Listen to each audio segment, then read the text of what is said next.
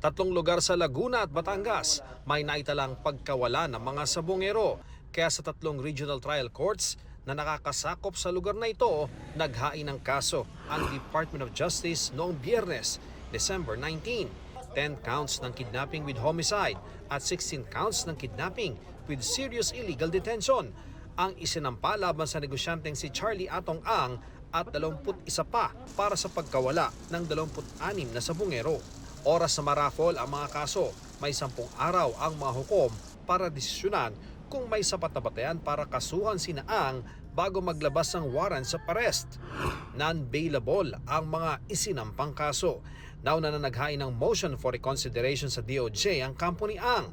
Ayon sa abogado ni Ang, kailangang isumite ng DOJ ang kompletong file ng mga kaso sa korte. Sa DOJ raw sila naghain ng apela at hindi sa korte.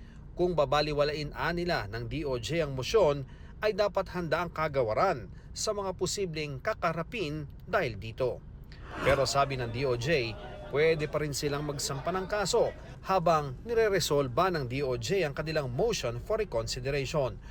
Bukod sa mga isinampang kaso sa Laguna at Batangas, may dinidinig ng mga kasong kidnapping with serious illegal detention sa Manila at San Pablo RTC kaugnay ng mga nawawalang sabongero.